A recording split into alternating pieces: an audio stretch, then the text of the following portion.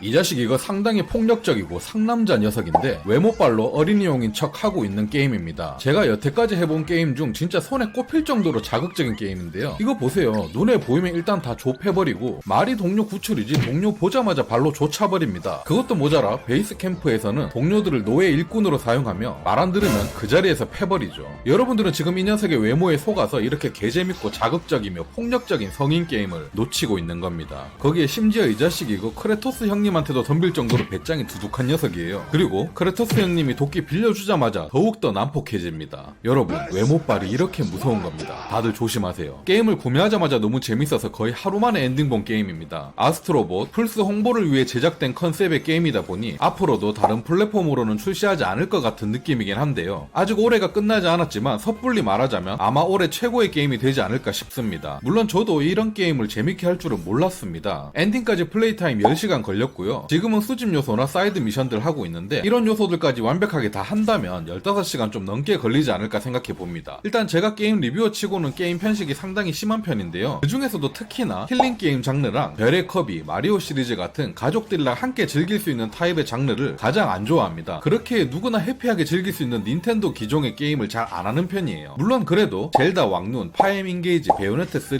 이런 건 무지 재밌게 하긴 했습니다. 아마 이번 아스트로봇을 기대하지 않으셨던 분들, 구매할 생각 자체가 없으셨던 유저분들은 대부분 저랑 취향이 비슷할 거라고 생각합니다. 저 또한 리뷰어가 아니었다면 절대 이 게임을 해봤을 리가 없을 테니까요. 가격이 7만원이나 하니 말이죠. 그런데 평이 너무 과하게 좋은데다가 일단 해본 사람들 중에선 재미없어 하는 사람들이 없는 것 같아 보였습니다. 물론 재미없어 할 분들도 계시긴 하겠지만 아직까지 못 본 것 같아요. 마리오 오디세이 나왔을 때도 평은 엄청나게 좋았지만 확실히 장르적 특색 때문에 호불호가 분명 있었습니다. 저 역시 마리오 오디세이를 처음 했을 때 크게 재미를 느끼지 못했고요. 커비 같은 경우에도 캐릭터만 좋아하고 게임은 즐기지 않는 편입니다. 그래서 애초에 이 게임을 플레이하기 전에는 저랑 취향이 비슷한 유저분들을 위해 리뷰를 하기 위해서기도 했습니다. 아스트로봇 잘 만든 게임인 건 확실합니다. 평가가 좋은 이유가 있어요. 하지만 저희같이 자극적인 걸 원하고 피 튀기고 고어한 연출, 심오한 스토리를 원하는 분들에겐 별로 추천드리지 않습니다. 각 게임이라도 취향이 있는 법이에요 라고 이런 식의 인터뷰가 될 걸 예상하고 있었습니다. 하지만 이게 지금 뭡니까? 지금 저는 아스트로봇을 하면서 도파민에 완전 절여져 있는 상태입니다. 헤어나올 수가 없어요. 이 녀석의 타격감과 사운드, 배경음 이런 것들이 자꾸 생각나서 밤에 잘 때도 계속 패드에서 전달되어 오는 그 손맛이 계속 생각나서 잠을 잘 수가 없었습니다. 아니 무슨 듀얼센스가 한두 달 전에 나온 아이템도 아닌데 이 정도로 고퀄리티의 성능이 있었다는 걸 우린 이제서야 알게 된 느낌이랄까요? 이 게임을 평가하는 사람들이 가장 강조하는 게 바로 듀얼센스의 활용도인데요. 이건 너무나도 넘사벽이라서 설명이 지겨우실 테고 사실 이건 영상이나 설명으로 표현하는데도 한계가 있습니다. 그냥 쉽게 말해서 여러분들은 지금 이 영상으로 보고 계신 아스트로봇은 실제로 플레이 해보시면 듀얼센스 때문에 최소 10배 이상은 더 재밌다고 생각하셔야 됩니다. 그 외에도 칭찬할 점이 넘쳐납니다. 5가지의 챕터에 각 챕터마다 5-6개씩 스테이지가 있고 또 숨겨진 히든 스테이지가 있어서 생각보다 스테이지 수가 많은 편인데 진짜 거짓말 안 하고 모든 스테이지가 독보적입니다. 비슷한 느낌이 전혀 없고 플레이 방식도 완전 새로워요. 그리고 듀얼센스 때문에 그냥 걷기만 해도 상당히 자극적입니다. 눈밭을 걸을 때, 모래사장을 걸을 때, 메탈 소재의 바닥을 걸을 때 등등 지형에 따라서 듀얼센스의 촉감이 전혀 다르게 느껴지기 때문에 그 질감 표현을 말도 안 되게 잘 해놨습니다. 거기에 평소 콘솔 게임을 해오셨다면 중간중간 패러디한 캐릭터들이나 스테이지도 존재하기 때문에 더욱더 재밌게 즐기시기 좋을 겁니다. 거기에 개인적인 의견이긴 하지만 이런 게임 스토리가 당연히 뻔한 스토리잖아요. 하지만 엔딩도 그 어떤 게임과도 비교해도 밀리지 않을 만큼 좋았고 심지어 엔딩 크레딧도 웬만하면 저는 다 스킵하는데 이 게임은 그럴 수조차 없을 정도로 엔딩 크레딧의 연출까지 재밌게 잘 해놨기 때문에 끝까지 다 봤습니다. 플스가 있으신 분들은 꼭 한번 해보시길 추천드리는 게임이고요.